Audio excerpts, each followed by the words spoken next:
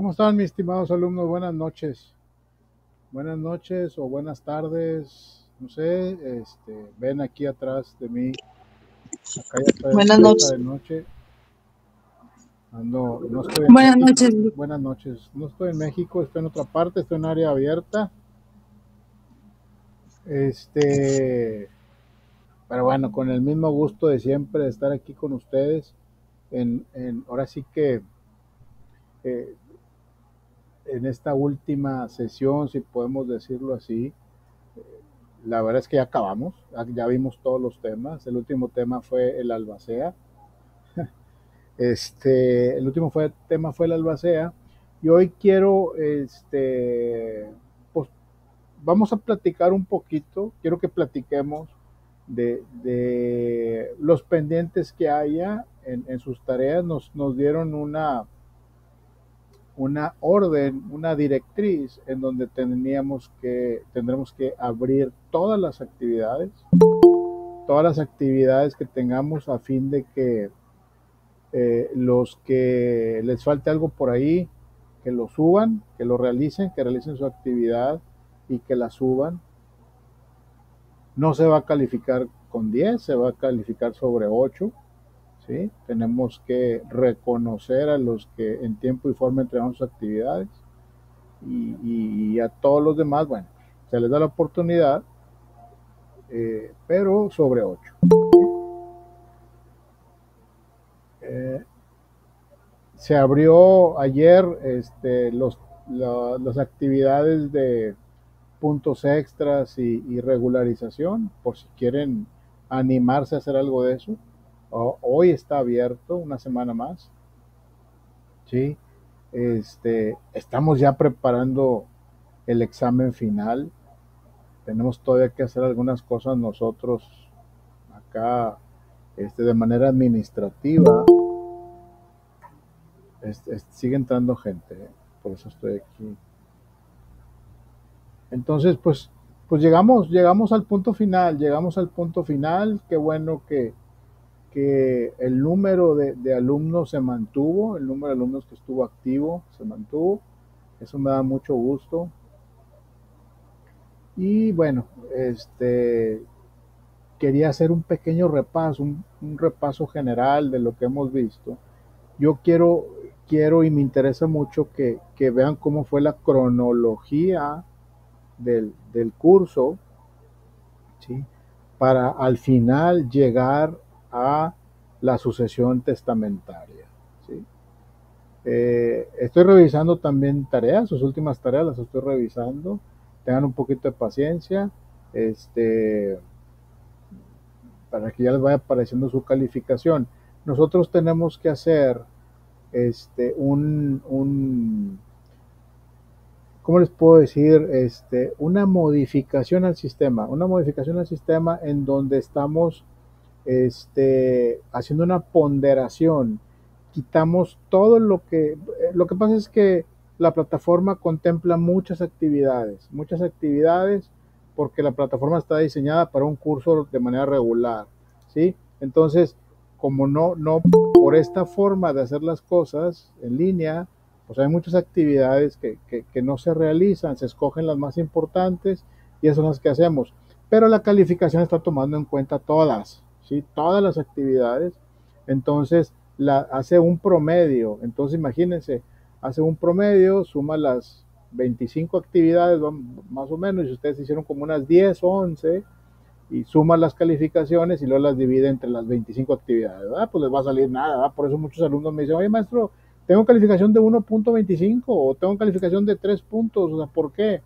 Entonces tenemos que hacer un ejercicio en la plataforma, eso lo hacemos todos los años, al final de cada curso, en donde eliminamos esas actividades que no utilizamos, ¿sí? Entonces el promedio es entre menos actividades, entonces la calificación sale ya la que debe ser, ¿no? La real. ¿Sí? Eso lo vamos a hacer, lo vamos a hacer estos días. Pues van a ir viendo ustedes cómo va a ir apareciendo su calificación real. ¿Sí? Este, bueno, me salió un poquito. Volviendo al tema, vamos a hacer un pequeño repaso y que quiero que vean, me interesa mucho que vean la cronología del curso. donde primero vimos, ¿qué fue lo que vimos primero? ¿Alguien me puede decir el primer tema, así si se acuerda, así rápido, qué tema vimos primero? La propiedad. ¿Alguien más?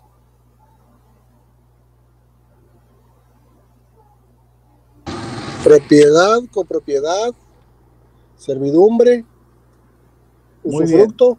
Diana Arriaga me dice que el patrimonio, exactamente, el Fue el patrimonio. patrimonio. Así es el patrimonio, porque primero teníamos que entender cómo llegamos a esa connotación del patrimonio, ¿sí? Porque al final, ¿qué? Al final de cuentas, lo que vamos a heredar es eso, nuestro patrimonio.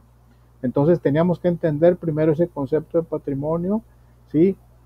Y su clasificación, ¿verdad? De bienes, cosa, y todo esto, y desde los romanos, ¿verdad? Los romanos fueron los que dieron los primeros indicios de generar un patrimonio, de darle propiedad a un patrimonio, ¿sí?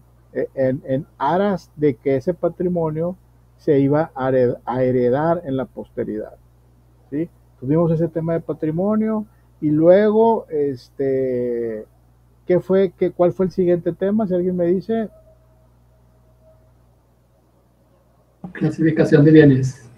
Clasificación de los bienes. Permítame tantito, voy a hacer algo aquí rápido.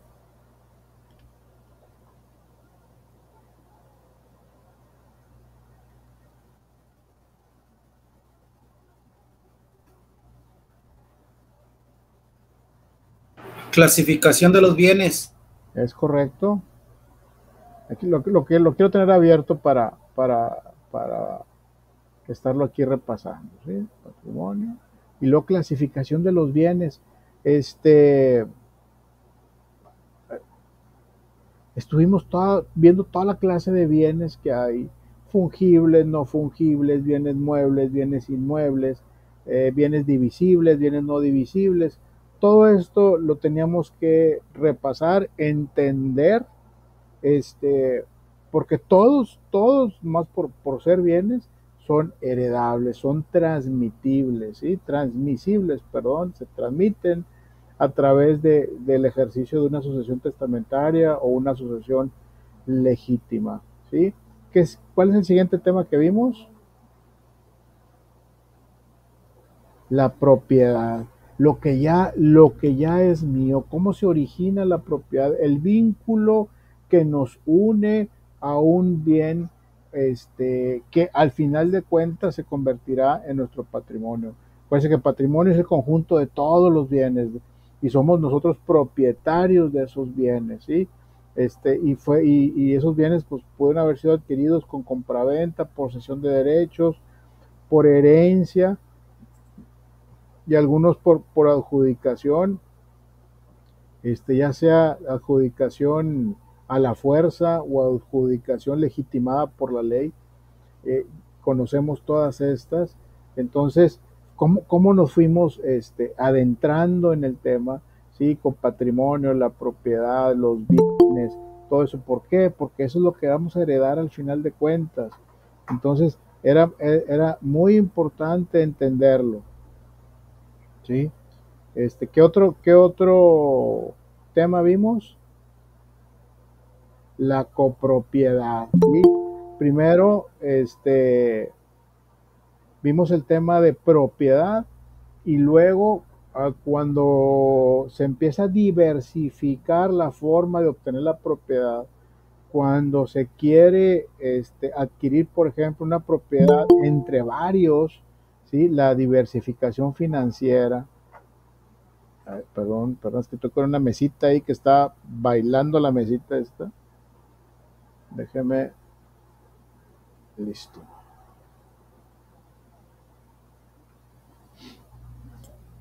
Entonces, y luego la copropiedad. ¿Cómo le hacemos para ser propietarios varias personas de una sola propiedad? Bueno, pues vamos a ser copropietarios. Se le da esa connotación de copropietario, coadjudicado, corresponsable, coacreditado, y esa figura nace precisamente por eso, para poder siempre abarcar más. Acuérdense que Esto fomenta el tema de darle forma a que tú puedas ceder tus bienes, tu patrimonio. La finalidad es que se genere riqueza, ¿sí? Que se genere riqueza y que la gente siga comprando, siga vendiendo, siga dividiendo, etcétera, ¿sí? Al final de cuentas, para cualquier país pues es la forma de vida, ¿no? De cualquier país. Entonces, el Estado se, se, se prepara para hacer el marco legal adecuado para que esto pueda hacerse sin ningún problema. Y no obstante que sabemos, ¿no? que es complejo, ya por ahí les encargué el diagrama de flujo. Y luego, ¿cuál fue el siguiente tema después de la copropiedad?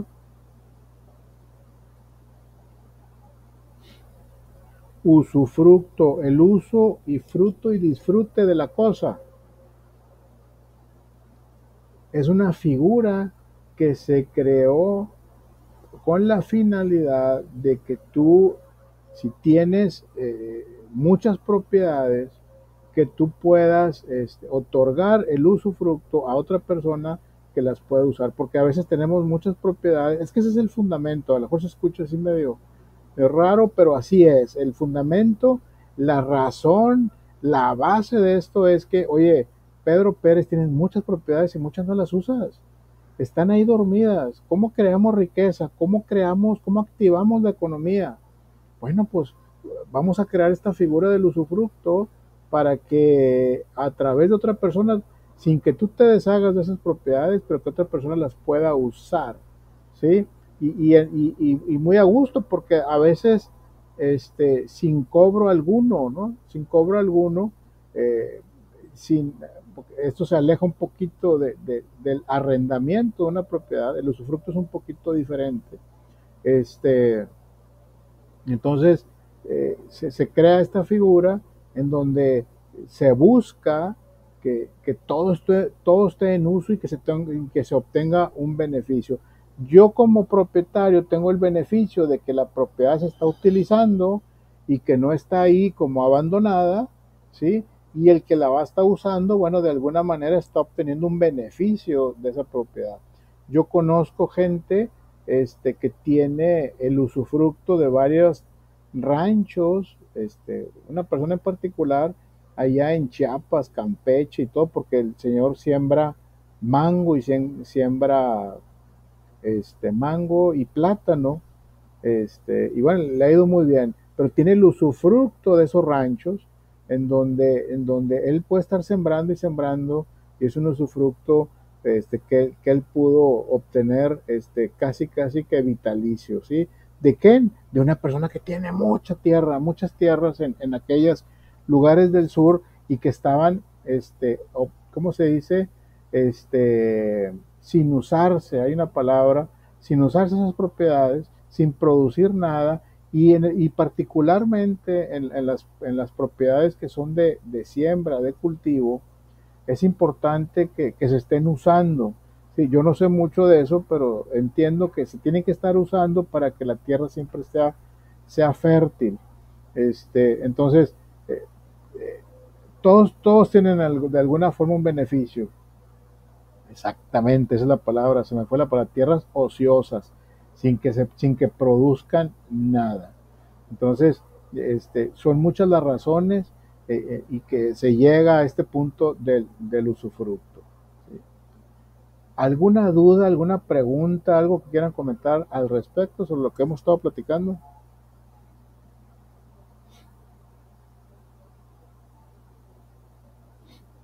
¿Estamos en orden? Muy bien. Lo que sigue es la servidumbre. Servidumbre. ¿Sí? La servidumbre es un gravamen de las propiedades. Otra vez el fundamento, la vocación de este gravamen no es afectar a nadie, sino por el contrario, es beneficiar a las tierras que están atrás de las tierras que están ahora sí que al frente, ¿sí? Al frente donde están las carreteras, las avenidas, toda propiedad, la ley indica que toda propiedad en todo el país tiene que tener un frente, ¿sí? Ustedes verán ranchos y ranchos y están en medio de las montañas, en medio de las tierras. Y dices, oye, pues ¿cómo llego a ese rancho si está en medio y la carretera está acá? ¿Sí? A muchos kilómetros de distancia y el rancho está en medio. O si ustedes un día quieren comprar un terreno, y ven, oye, pues está en medio de la nada, ¿cómo entro a ese rancho?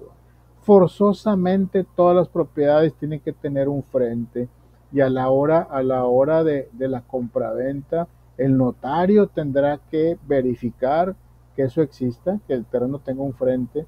Y como en el sentido estricto, a veces la tierra no tiene un frente de por sí a la vista, pues se crea esta figura de la servidumbre, ¿sí? Predio sirviente. Entonces, ¿qué es lo que pasa? Si yo tengo el terreno atrás de mi vecino y mi vecino, su frente es a la calle, a la carretera, a la avenida, mi vecino forzosamente me tiene que otorgar el paso a mi terreno, ¿sí? Y ese es el uso, perdón, esa es la servidumbre de paso, ¿sí? Y hay muchos tipos de servidumbre. No sé si a ustedes les ha tocado cuando van a algún terreno de día de campo, de paseo, lo que sea, o tengan ustedes algún terreno y que van caminando, van en el camino de terracería generalmente y abren una puerta y abren otra puerta y abren otra puerta, si tienen que bajar, abre la puerta y vuelven a cerrar y ahí siguen y lo bájate de la camioneta, abre la puerta, sí, pásale, cierra y sigue adelante. Esa es la servidumbre. Esa es la servidumbre porque la idea es que llegues al rancho que está a mero adentro, en el centro del, pues ahora sí que de todos los terrenos, ¿no? De todos los terrenos que están por ahí. Entonces, por eso es la servidumbre. Y hay servidumbre, les quiero hablar de ejemplos para que entiendan, porque a veces los tenemos ahí a la vista y no tenemos ni idea. Hay colonias, por ejemplo, hay colonias en las que tienen como un callejón, no sé si lo han visto, no todas, pero en algunas partes hay como un callejón y se dice aquí no se puede construir nada, ¿sí? Porque por abajo pasan líneas de gas o líneas de agua y drenaje, por ejemplo, o de eléctricas, etcétera. Esa es una servidumbre de paso también, es una servidumbre de paso este, para ese servicio de agua y drenaje o de energía, etcétera, ¿sí? También esos son, cuando ustedes vean, oye, pues ¿por qué hay un callejón aquí? ¿Por qué no se puede construir aquí entre dos casas, entre dos construcciones? ¿O por qué lo dejaron así libre? ¿Sí? Bueno, pues porque tiene un derecho de paso, le llaman. Es una servidumbre y se le llama también derecho de paso, ¿sí? Y nadie puede construir nada ahí. ¿Sí? Y a veces, y está en tu escritura está lo que generalmente hacen si ese derecho de paso o esa servidumbre está en medio de dos propiedades, lo que pasa es que a veces en tu escritura dice que tienes ese derecho de paso, ¿sí? Si el derecho de paso mide de ancho 6 metros, pues tu escritura dice que tu terreno mide eso, 3 metros y 3 metros del otro lado, del otro vecino, por ejemplo. Y es tuyo, pero no puedes construir nada, no puedes construir nada y así es la única forma de venderlo también, ¿sí? Eso está en la escritura, es un gravamen permanente que se encuentra ahí. Daniel Jara, ¿quiere decir algo? Sí, maestro, aquí donde vivo en la colonia, arribita hay un ranchito. Ok. Y da de cuenta que pues como se hizo colonia privada, entonces él tiene ese derecho de paso. Claro. O sea, no se le va a cobrar porque aquí es como de pago. Ajá. Entonces a él entonces pasa libremente. Ok. O no, pregunto, sí, claro, claro, libremente, forzosamente le tienen que dar paso, forzosamente, si se constituyó una colonia, ¿sí? Ahí o le dan paso por el medio de la colonia o le hacen un derecho de paso a un costado de la colonia, ¿sí? Y eso es perfectamente legal y se tiene que hacer esa fuerza, ¿sí? Claro, que a veces hay... Ahí es... Sí, dígame. Perdón. Ahí entonces eso se le llama servidumbre, ¿verdad? Así es una servidumbre, ¿sí? O sea, la colonia tiene Sí. que ser el predio sirviente para el terreno de este vecino que está atrás, ¿no? Ah, ok, gracias, maestro. Y cuando el vecino venda su terreno, por ejemplo, dice, tiene que decir, y en su escritura dice, yo tengo una servidumbre por este otro terreno del vecino. Ahí lo dice en la escritura y se vende así. No se puede vender cuadrado y en medio de terrenos que no tengan ese frente, ¿verdad? Que se necesita. Eliana, ¿quiere decir algo? Sí, maestro, buenas noches. Buenas Era noches. una duda. Así como dice que la servidumbre es un gravamen que tiene una propiedad, Es correcto. ¿por qué cuando se vende una propiedad he visto que dice libre de gravamen? O sea, que no tiene ningún tipo de servidumbre o se refiere a otros gravámenes. Sí, lo que pasa es que hay gravámenes, por ejemplo, una hipoteca es un gravamen, un señalamiento de embargo es un gravamen, ¿sí? Si la propiedad está propalada en un crédito, también es un gravamen, ¿sí?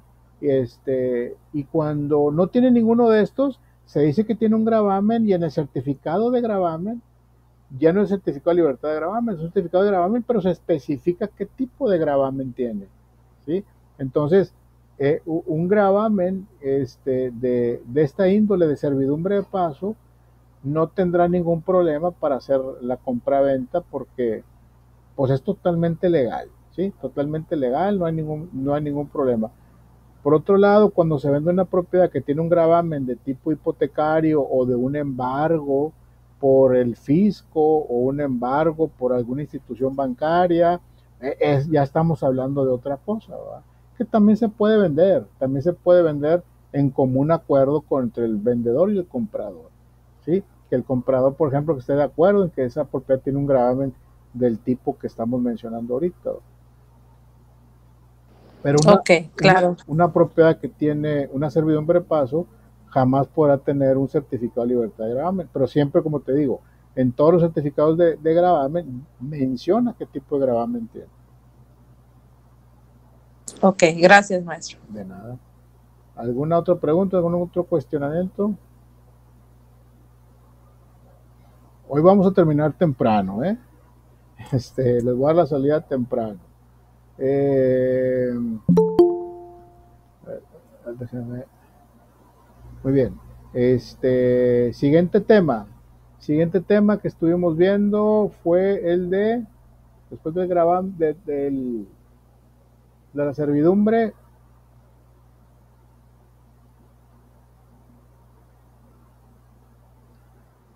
A ver, déjales recuerdo, aquí lo tengo.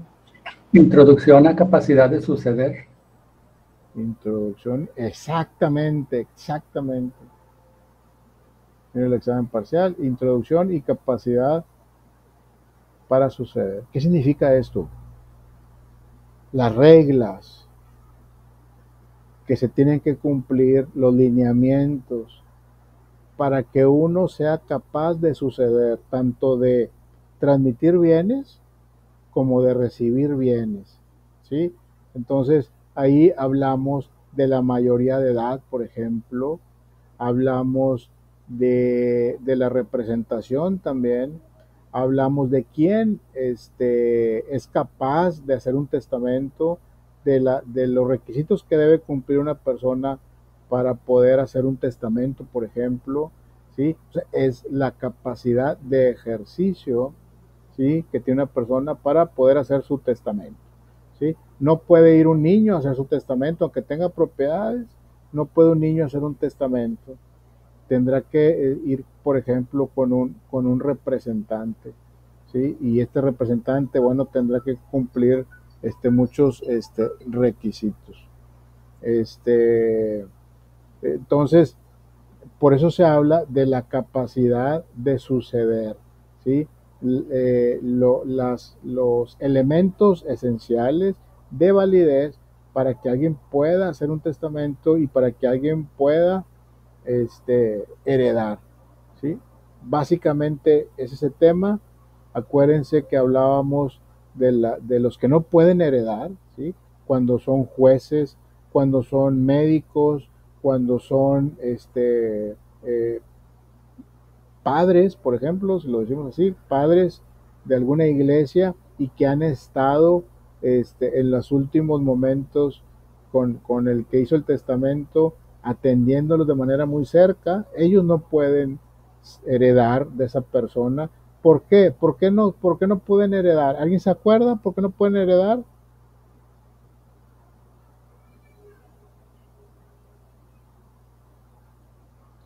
Uno, porque pueden ser juez y parte, ¿sí? Pueden influir en, ¿Perdón? pueden influir en la decisión. Exactamente. Se presume que pueden influir en la decisión del que hace el testamento, en favor de ellos, obviamente, y no pueden heredar ni el doctor, ni la esposa del doctor, ni el primo del doctor, que estuvo al final de los días con el testador, ¿sí? Hablábamos en su momento del caso de Michael Jackson. Cuando murió su doctor, estuvo muy pegado con él en los últimos momentos y finalmente pues muere, ¿no? Creo que casi que murió en los brazos del doctor. Entonces, la otra vez platicábamos de ese tema y él no pudiera haber heredado de Michael Jackson. Desconozco si lo puso en su testamento, pero si lo hubiera puesto, él no puede heredar, ¿sí? No pudiera heredar, la ley no se lo permitiría. Entonces, bueno, son una de las novedades que tiene la capacidad para suceder, ¿verdad? Dime, Oscar, adelante. Gracias, maestro. En el caso que ponía ahí de Michael Jackson, Ajá.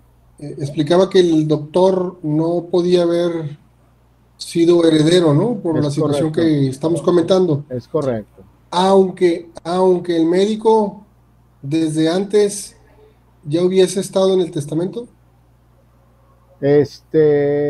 Si el médico estuvo, aquí lo que se toma en cuenta, si el médico estuvo, vamos a olvidarnos si el médico estuvo en el testamento de 10 años atrás, ¿sí? Básicamente, Okay. si el médico estuvo físicamente con él,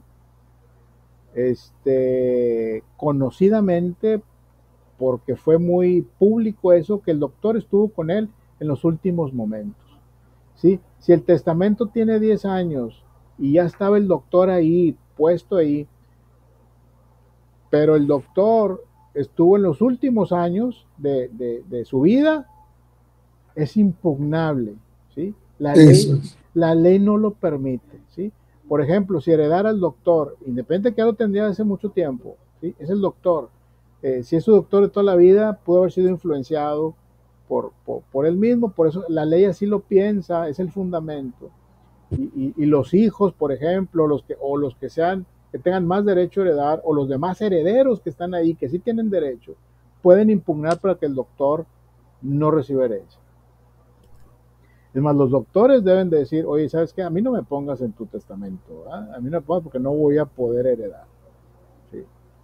Si el doctor es familiar y, bueno, pues es otra cosa, ¿no? Pero entonces no me quedó claro. Entonces, vamos a suponer que, digo, es un caso hipotético, ¿verdad? Sí, o sea, sí, casi sí. buscándole recovecos, ¿verdad? Sí. Entonces, si el doctor tenía una relación muy cercana al artista y 10 años anterior a su enfermedad ya estaba incluido en el testamento, y en los últimos momentos también estuvo, es decir, el hecho de que haya sido 10 años anteriores, eso no lo, bueno, pues sería defendible tal vez. Sí, exactamente. Si estuvo 10 años y al final no fue su doctor de cabecera, ¿verdad? Porque eso se ve con testigos, por ejemplo, y al final fue otro doctor, bueno, pues a lo mejor sí es defendible y ese doctor sí va a recibir herencia de esa persona si se comprueba que es un doctor que estuvo con él hace 10 años, ¿no? Y no se supo más de ese doctor, no hay ningún problema. Pero si es el mismo doctor que estuvo hace 10 años y estuvo al final, se puede pelear eso para que él no reciba nada. Eso es, ok, muy bien, maestro, gracias. Sí, de nada. No, pues es que se presta para, pues, para ver todos, como dices tú, los recovecos, qué pasaría y qué pasaría y qué pasaría, ¿verdad? Exacto, exacto. Sí. Cuando es juez, cuando es un familiar que es juez, yo conozco al licenciado Mancillas, que fue director del Tribunal Superior de Justicia. Él no podía heredar de un amigo, por ejemplo, o inclusive hasta de un hermano, si estaba en el testamento. Entonces él mismo nos platicaba: a mí no me metas, a mí no me metas y a mí no me metas. Y si estaba, él renunciaba a la herencia. Él renunciaba a la herencia, su parte, para que no hubiera tema. ¿Sí? Atendiendo esa disposición de la ley. A lo mejor por otro lado lo hacían, ¿verdad? Pero no se podía. ¿Algún otro comentario? ¿Algún otro tema?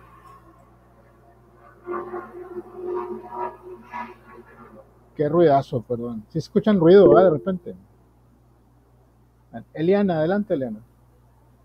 Sí, maestro. En ese caso, si por ejemplo esas personas, ese tipo de personas, los jueces o los del tribunal o magistrados, pudieran heredar y en el caso que no quisieran renunciar a ello, porque no se puede, ellos podrían renunciar al empleo o al puesto. Se me hace difícil que eso pase, pero puede ser, fíjate, es un buen cuestionamiento. A lo mejor, la verdad, desconozco que les digan: ¿sabes qué? Si quieres heredar, renuncia a tu puesto, ¿sí? Pero no creo, porque el fundamento es que tú no hayas influenciado en ese testamento. No tendría sentido decirle: deja tu puesto y ya puedes heredar, porque entonces estás olvidando el fundamento de no influenciar a la gente, ¿sí?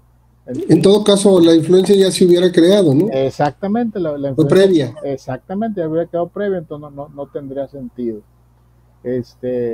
Y la ley va más allá. Si es juez inclusive de lo familiar, por ejemplo, si es juez de lo familiar, en donde ven estos temas de los intestados, por ejemplo, o de los testamentos, tampoco entran, nomás por ser juez de lo familiar, pero ahí no por la influencia, sino sí es una influencia, porque te puedes convertir en juez y parte, ¿no? En juez y parte de ese procedimiento. Entonces es como tener información privilegiada del tema, ¿no? Entonces tampoco se permite.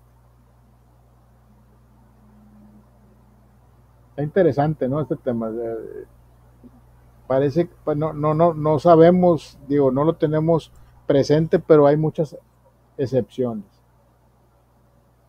Muy bien, y el siguiente tema, ya entrando en materia, la sucesión legítima, ¿sí? Hablamos que la sucesión legítima es ¿qué?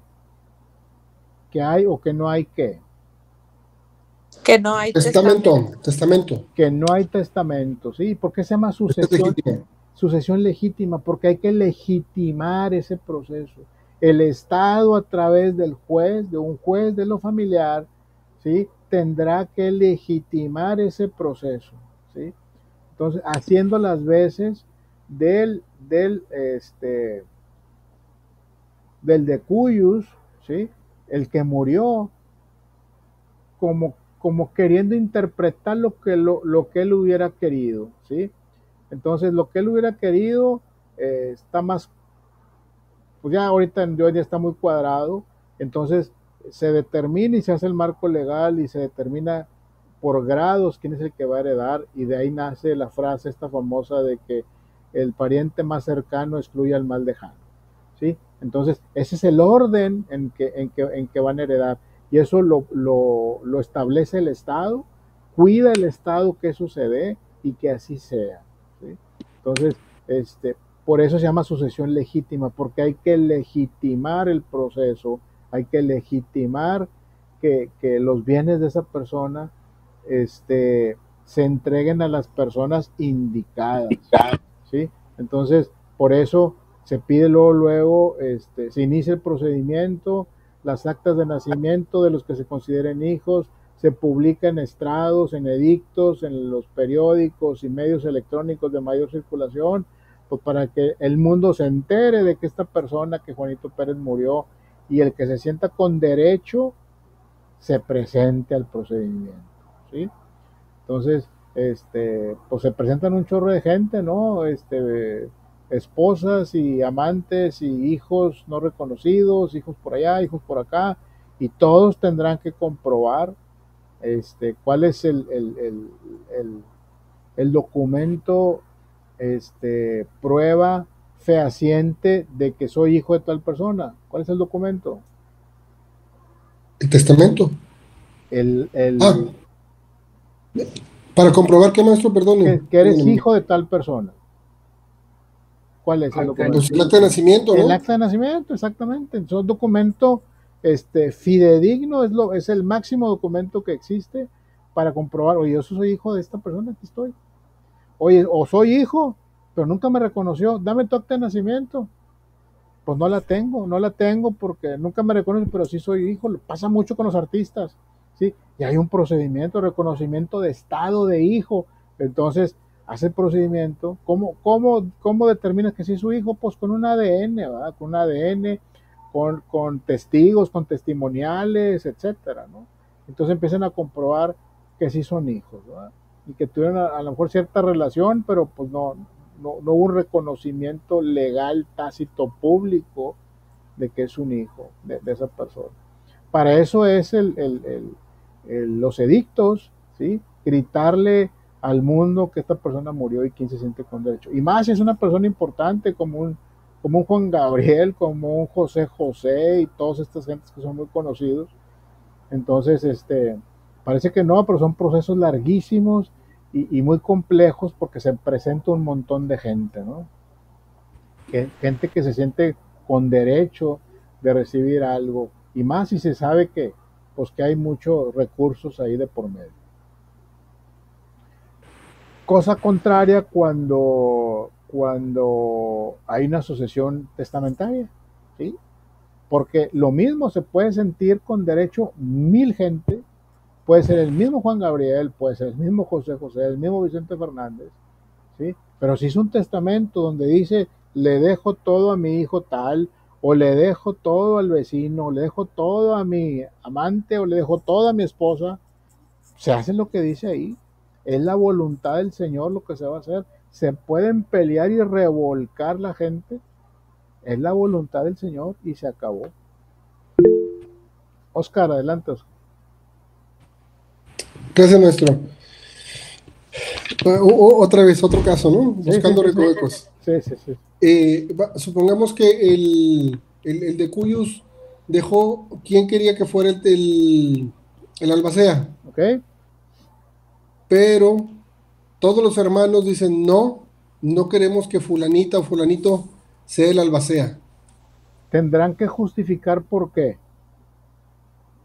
Ante el notario. Ante el notario, porque en el testamento ya lo dice, y el notario tiene que dar fe y tiene que cuidar que se lleve el proceso y que se cumpla la voluntad del de Cuyos. Y en este caso dice, bueno, pues quiero que Pedro sea el albacea, pero pues los hermanos, que son varios, o digamos que forman mayoría, dicen, no queremos que sea Pedro, queremos que sea Juan. O sea, entonces en ese caso lo que yo veo, digo, pues se encuentra, si ya está diciendo el de Cuyos quién quiere que sea su albacea, pues no se estaría cumpliendo su voluntad, ¿no? Es correcto, pero si los hermanos, los hijos, no quieren que sea el albacea, tendrán que manifestar el por qué. Justificar por qué no quieres que sea el albacea, y si es porque me cae mal, pues no es una justificante. Eso. Oye, ¿sabes qué? Se portó mal con mi papá, le hizo tranza, no fue honesto con mi papá, etcétera. Y si eso lo compruebas, el notario lo va a quitar. A criterio del notario. A criterio del notario se quita y que los hermanos nombren a otro, ¿sí? Pero no es así como que, es que me cae gordo, ¿verdad? No. Claro. ¿Verdad? Exacto. Gracias, maestro. Sí, exactamente, está enfermo mental, ¿verdad? A lo mejor el papá lo puso, ¿sí? Como aval, pero posteriormente se volvió loco este señor, este aval se volvió loco, porque puede pasar, que se Albacea. el albacea, perdón, se medio enfermó y no está ya en pleno uso de sus facultades mentales, ya ha hecho unas barbaridades tremendas, el juez inmediatamente lo va a sacar y le va a decir a los herederos, nombren un albacea, porque el albacea va porque va. Eso no se lo pueden brincar. Rogelio Alvarado quiere decir algo. Sí, maestro, disculpe. Cuando no hubo testamento, llaman a todos los hijos herederos. Y si uno ya falleció, se le guarda su parte. Pero ese que falleció tiene más hijos. ¿Se le llaman a todos esos nietos? Sí, ese hijo que ya murió, sus hijos, los hijos de ese hijo que ya murió, o sea, los nietos heredan por estirpe. Se le llama por estirpe. Si hay 3 hijos y a los 3 les tocaba el 33%, ¿sí? Ese 33% de ese hijo que ya no está, se le pasa a los nietos, ¿verdad? O a los hijos de ese hijo, ¿verdad? ¿Sí me explico? Sí, y si no se localizan alguno de ellos, ¿ya se detiene el proceso o pueden continuar y después se les da su parte? Hay un tiempo, hay un término para reclamar la herencia, ¿sí? Son 10 años. Si no hay reclamación de la herencia, pues, pues los hijos se van a quedar si eran 3 hijos, si eran 3 nietos y no encuentran a uno, pues se va a quedar entre los dos. Ese 33% se la van a dividir entre los 2 nietos. Ok, gracias. De nada. Bueno, entonces en la sucesión testamentaria, bueno, pues ahí está manifiesta la voluntad. No sé si les platicaba a ustedes, mi socio con el que tengo otro negocio, me decía, oye, estoy muy preocupado porque estoy casi seguro que mis tíos, hermanos de mi papá, seguramente me van a dejar algo porque ya más o menos me lo dijeron, ¿verdad?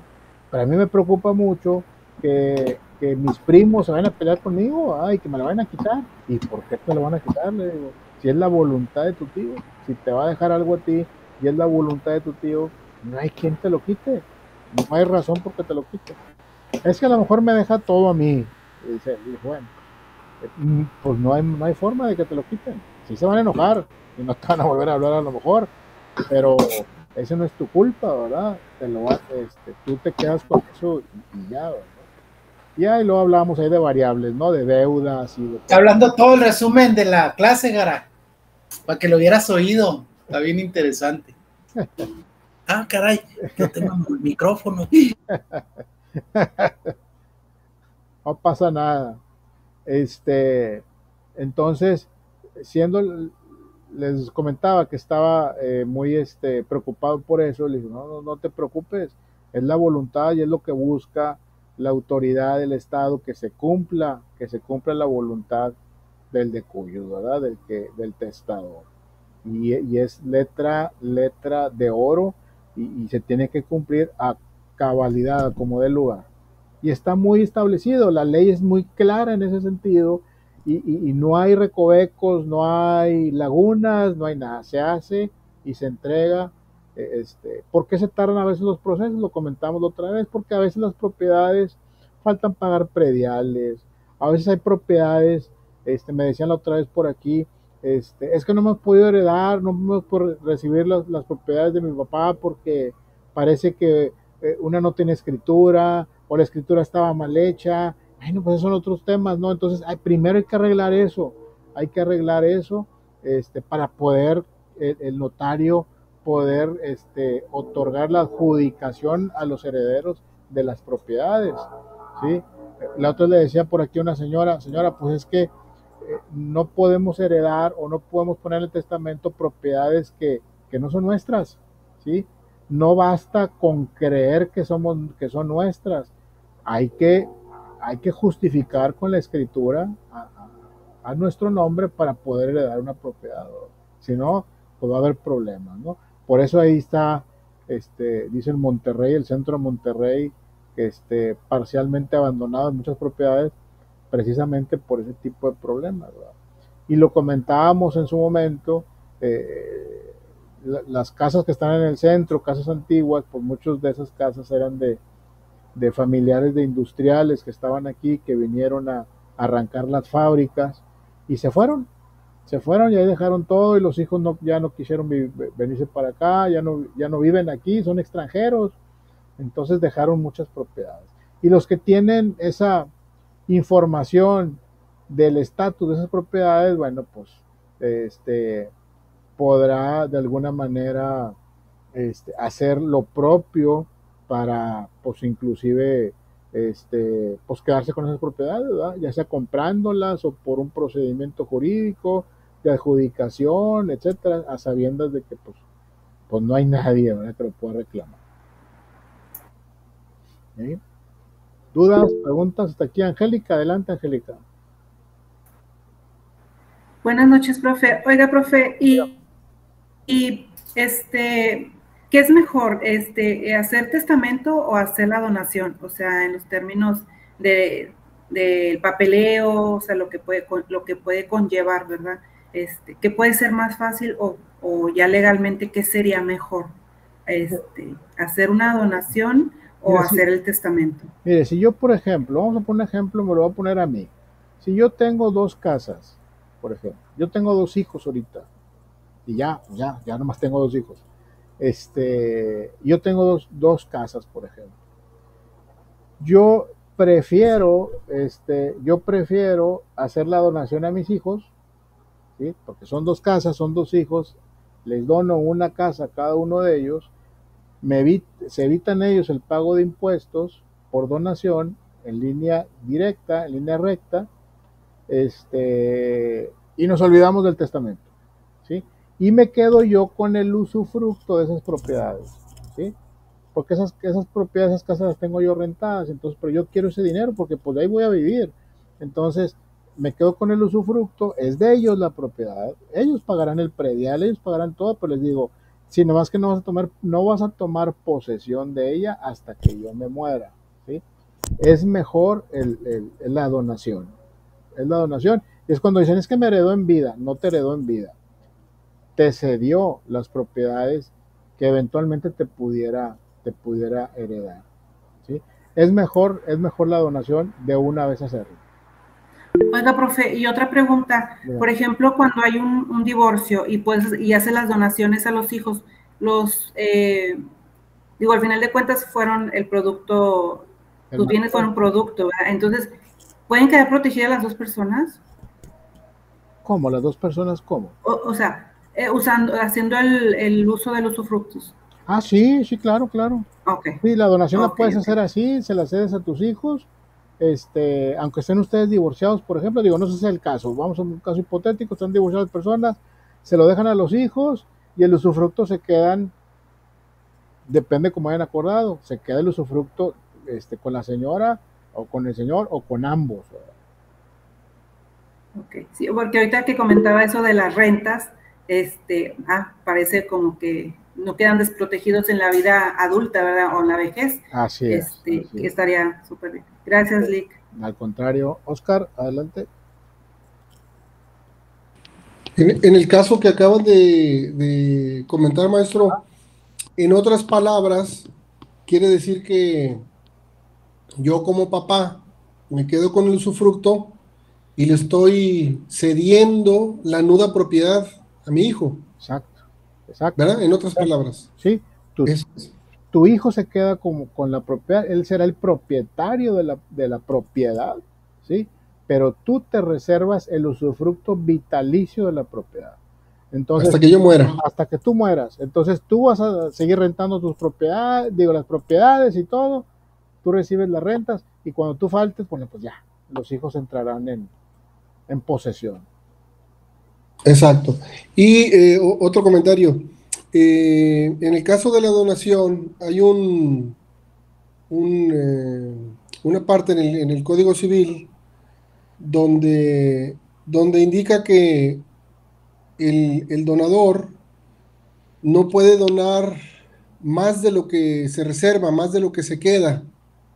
Por ahí escuché a alguien que la donación se puede tumbar con cierta facilidad porque si en el momento de la donación el donante, digamos, tiene 2 casas y le dona una casa a cada uno de sus hijos, y los hijos pues digamos, permiten que el papá, sin hacer el papeleo, que vivan ahí en una de las casas, que esa donación se puede tumbar porque, pues digamos, no se quedó con ninguna, ¿no? Ya. Las dos las cedió. Sí se puede impugnar, ¿sí? Ok. Una donación se puede realizar siempre y cuando se compruebe que de varias cosas. Si el que donó está enfermo, no hay dinero para eso, no hay dinero para atenderlo, y es conocido de todos que sucedió eso, ¿sí? Entonces, de alguna manera exigirán a los hijos, porque también es obligación de los hijos dar alimentos a los padres cuando están ya grandes, ¿sí? Entonces, se podrá impugnar la donación o exigirle a los hijos que atiendan a sus padres con una pensión alimenticia y de una vez decretada la pensión alimenticia, tendrán que garantizarla. Puede ser que se les pida al juez que garanticen con las propiedades que el señor les donó, ¿sí? La pensión, o pueden ir hasta la cárcel si no dan esa pensión alimenticia. Claro, pero digamos, en el caso de que el padre donador ya falleció,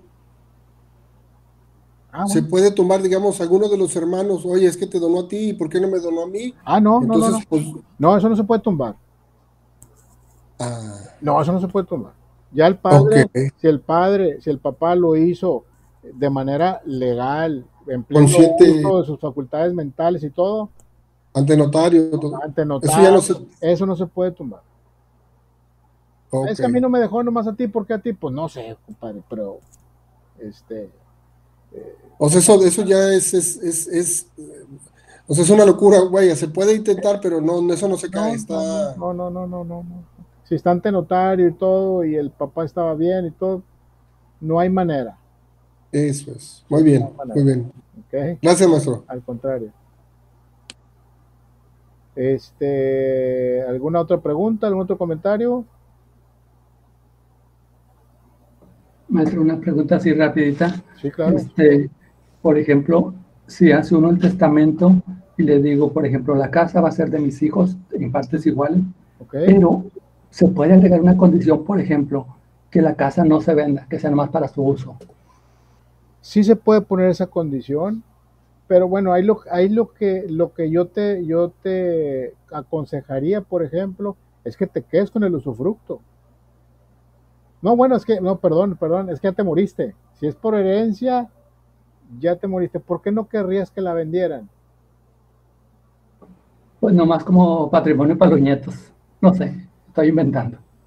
Sí. Sí se pueden poner condiciones, poner condiciones, pero que no se venda es muy difícil. No sé si te la acepten. Se pueden poner condiciones, por ejemplo, la casa va a ser mía, va a ser de mi hijo hasta que termine la carrera, por ejemplo, ¿sí? Podrá entrar en posesión hasta que termine la carrera. O podrá entrar en posesión cuando se case, o cosas de ese tipo. Pero sí te la heredo, es tuya, pero no la vendas. Está complicado. En ese caso, maestro, ¿no sería como donarle la nuda propiedad a los nietos y el usufructo para el hijo? Pudiera ser. Una forma, ¿no? Sí, pudiera ser. Sí, ¿no quieres que se venda? Bueno, nomás que entonces la cedo a los nietos con una representación, porque seguramente serán menor de edad, y que se quede el usufructo para el papá de esos nietos, ¿verdad? Muchas gracias, maestro. Digo, para el papá de los hijos de sus nietos, ¿verdad? Sí, eso puede pasar también. Gracias. Hay varias formas, de hacer las cosas, pero esa es la que se recomienda.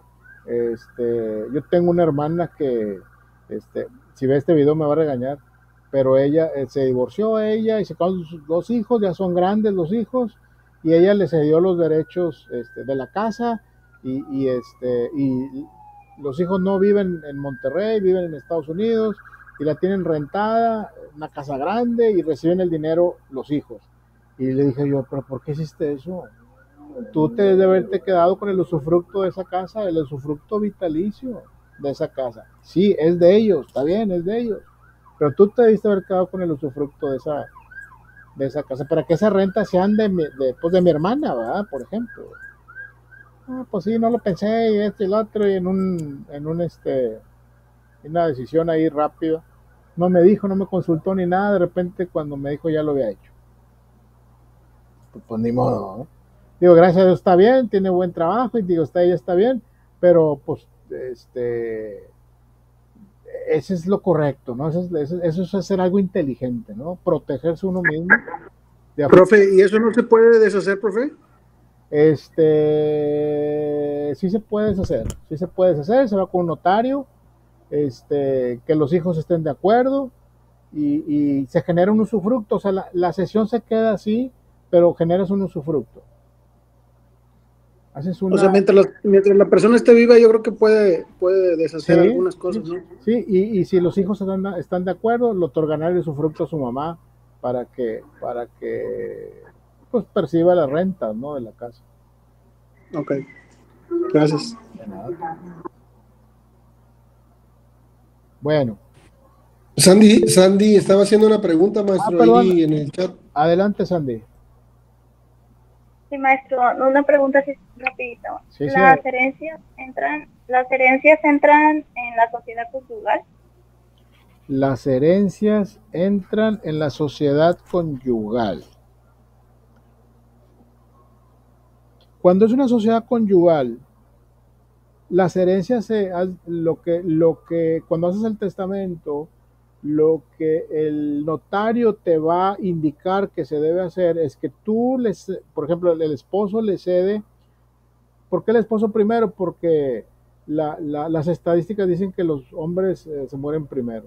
Entonces, que el esposo le ceda el 50% que le corresponde a la sociedad conyugal a la esposa en caso de fallecimiento, y si muere la esposa, primero le cede los derechos, su 50% de la sociedad conyugal al esposo en caso de faltar ella, y si fallecen los dos, pues ya le pasan todo, la masa hereditaria, el total, a los hijos.